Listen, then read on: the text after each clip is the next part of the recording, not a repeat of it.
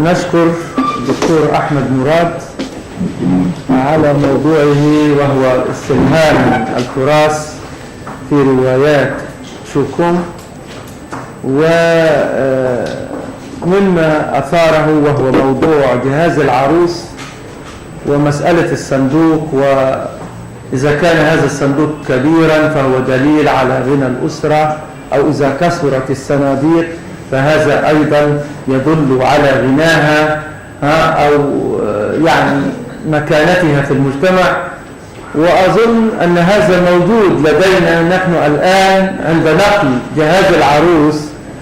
أحيانا توضع هذه الصناديق، أصبحت الصناديق الآن عبارة عن ثلاجة وتلفزيون، وهذه الأمتعة تنقل في عربيات نصف نقل من بيت العروسة إلى أو بيت الأب إلى يعني شقة المستقبل. وكلما كثرت السيارات التي تحمل وتنقل كان هذا دليلا على يعني مكانة أو هذه الأسرة والعروسة. والآن ننتقل إلى موضوع آخر، وهو صناعة الحبر السري من خلال مخطوطة كتاب عمدة الكتاب. مظبوط؟ عمدة الكتاب وعدة ذوي الألباب للزجاج المتوفى عام 415 هجرية. فلتتفضل.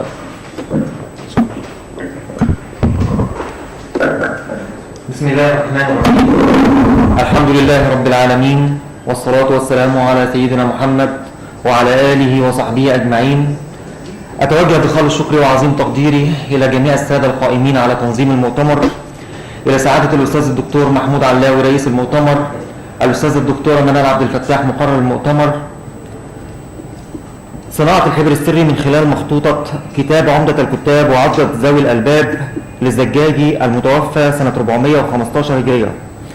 أهداف الدراسة: تهدف الدراسة إلى إلقاء الضوء على دور المسلمين في صناعة أنواع من الحبر السري، بحيث لا ترى الكتابة إلا بعد إضافة مجموعة من المواد المتنوعة بمقادير معينة على ورق الكتابة، وبالتالي يتمكن القارئ من رؤية هذه الكتابة، أو يتم ذلك من خلال تقريب الورق المكتوب والذي لا يمكن رؤية كتاباته من النار، فتتفاعل تلك المواد الخام المنفذة بها الكتابات مع الحرارة أو الأدخنة، وينتج من ذلك ظهور الكتابة.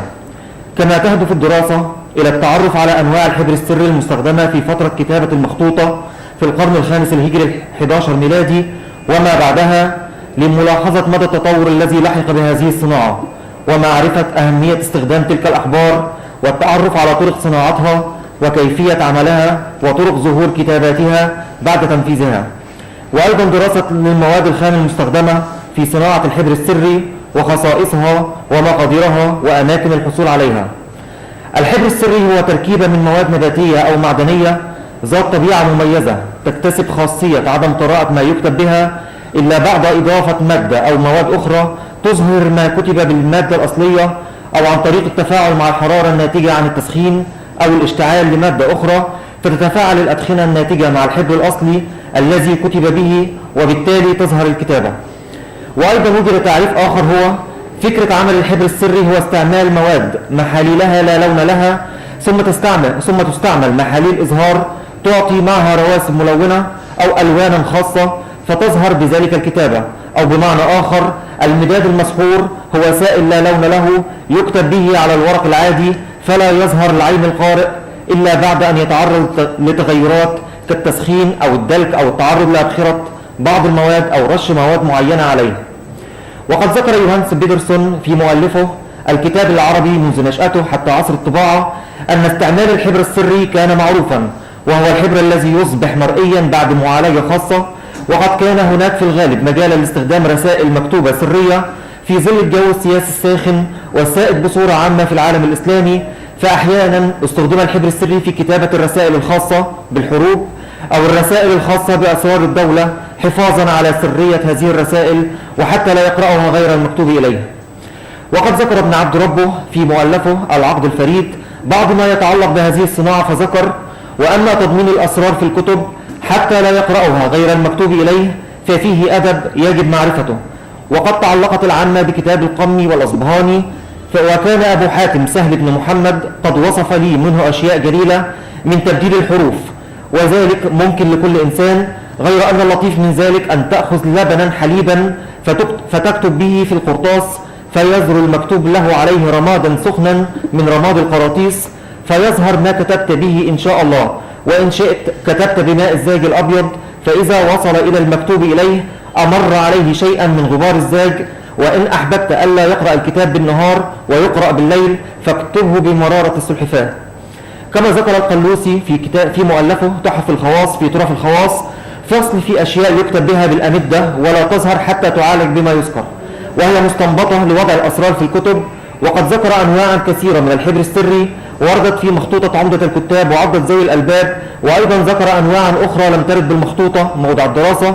ربما ظهرت هذه الطرق الأخرى نتيجة للتطور الذي حدث في صناعة الحبر السري بعد فترة كتابة مخطوطة الزجاجي في القرن الخامس الهجري ال11 الميلادي.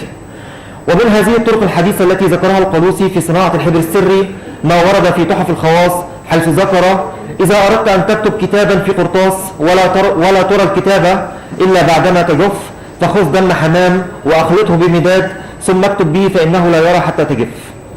وأيضا ذكر الدمشقي المتوفى أواخر القرن العاشر الهجري السادس عشر الميلادي في مؤلفه كتاب النجوم الشارقات في ذكر بعض الصنائع المحتاج إليها في علم الميقات طريقة أخرى في صناعة الحبر السري بقوله: مداد آخر إذا كتبت به لا تظهر الكتابة إلا في الليل، تكتب في الكاغد بحليب ونشادر فإن الكتابة تظهر ليلا وتختفي نهارا. وأيضا ذكر المغربي في مؤلفه صناعة الأحبار والليق والأصباغ فصول من مخطوطة قطف الأزهار هذه الطرق، ومنها صفة حبر إذا كتبت به لا تظهر الكتابة إلا بالليل، يكتب في الورق بحليب ونشادر فإن الكتابة تظهر ليلا وتختفي نهارا. أهمية مخطوطة عمدة الكتاب وعضة ذوي الألباب: تعتبر المخطوطة لأبي القاسم يوسف بن عبد الله الزجاجي المتوفى عام 415 هجرية من أشهر ما كتب في مجال دراسة علم الخط العربي في فترة القرن الخامس الهجري ال11 ميلادي، حيث تناولت بعض ما يتعلق بمعرفة أسماء الأقلام وطرائقها، ومعرفة بري القلم وكيفية القط، وكذلك معرفة تركيب الأحبار بسائر أجناسها وما يصلحها وما لا غنى للكاتب عنه. ومؤلفها هو أبو القاسم يوسف بن عبد الله الزجاجي، سكن أستراباز وجرجان وأصله من بني همدان، وكان عظيم الشأن غزير العلم في الأدب واللغة لا يوازنه أحد في صناعته، وله شروح كثيرة وآمالي في دقائق علم اللغة وحقائقها، وتوفي بأستراباز في رمضان سنة 415 هجرية. الطرق التي ذكرها الزجاجي في صناعة الحبر السري: الطريقة الأولى صفة مداد إذا كتبت به لا تظهر الكتابة إلا في الليل دون النهار، وذلك أن تكتب في الكاغد بحلتيت ونشادر مخلوطان فإن الكتابة تظهر ليلا وتختفي نهارا. الطريقة الثانية صفة مداد إذا كتبت به وقربته من النار تصير الكتابة حمراء، وهو أن تكتب على الورق بلبن التين البري وهو الجميز وتجففه فإن الكتابة لا تظهر في الورق إلا إذا قربتها على النار. الطريقة الثالثة صفة مداد إذا كتبت به على الورق وجففته لا تظهر الكتابة إلا إذا قربتها من النار، وذلك أن تأخذ القنا وشق وأيضا الكندر وهو الحصى لبان وقيل الذكر منه وتذيبهما في الماء وتكتب بهما وتجففه، فإذا أردت ظهور الكتابة تبخره بقشر الكندر ونخالة دقيق الشعير وتمسكه عليه ساعة فإن الكتابة تظهر. الطريقة الرابعة صفة ملعوب: خذ الزاج الأبيض واكتب به وامسح عليه بماء العفص، وإن كتبت بماء العفص ورشيت عليه بماء الزاج ظهرت كتابته. الطريقة الخامسة: انقع النشادر في قليل من الماء حتى ينحل واكتب به في قرطاس ودعه حتى يجف، فإذا أردت ظهور ذلك الخط فبخره باللبان الذكر فإنه يظهر خطه.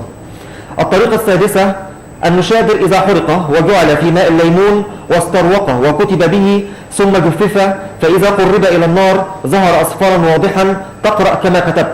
وقيل إن ماء الليمون مجردا يغني عن النشادر، وقيل إن الخل يغني عن الليمون.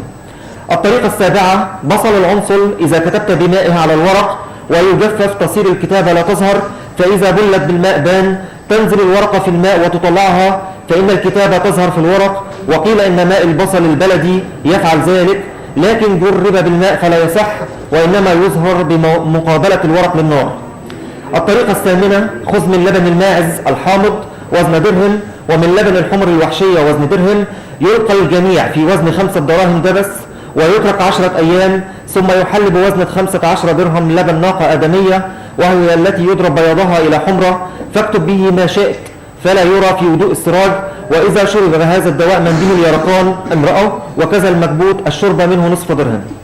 الطريقة التاسعة: يؤخذ قلوب الأجاص يسحقوا وينخلوا، ويؤخذ منهم درهم، ومن البورق درهم، ومن العفص الروماني درهم، يخلطوا الجميع ويتركوا شهرا في الظل و10 أيام في الشمس، ثم يوضع عليه 10 دراهم من لبن النساء، وتكتب به فلا يقرأ حتى تدر عليه الرماد الخواري.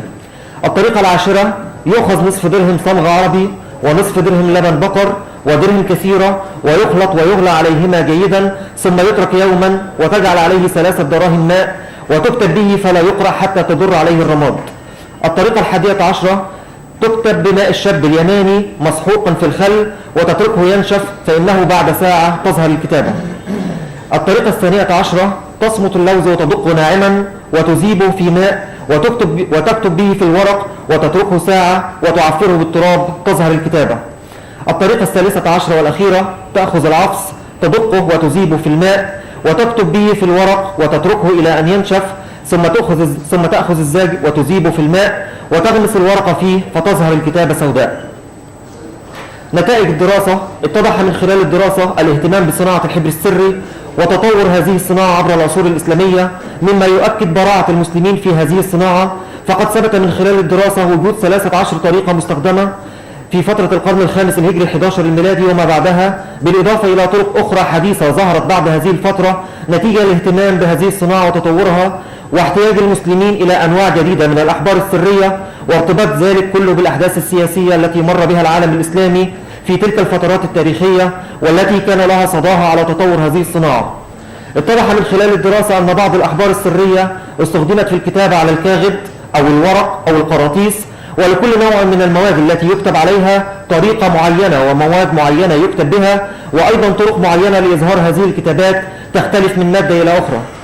من أشهر المواد الخام النباتية المستخدمة في صناعة الحبر السري: الحلتيت، لبن التين البري أو الجميز، القنوشق، الكندر، حصى لبان الذكر، نخالة دقيق الشعير، العفص، الليمون، بصل العنصل، البصل البلدي، الأجاص، الصمغ العربي، الكثير أو الكثيراء، اللوز.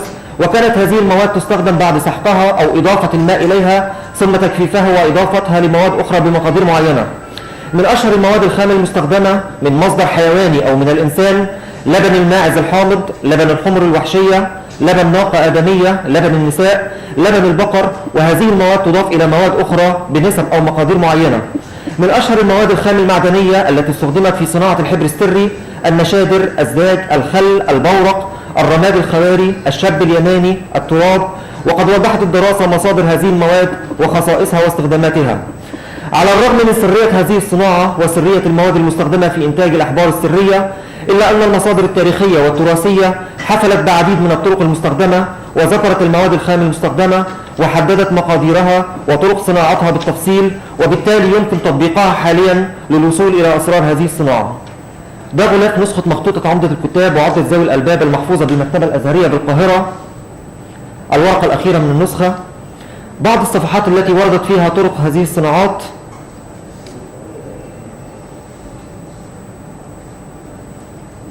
وأشكركم على حسن استماعكم، والسلام عليكم ورحمة الله وبركاته.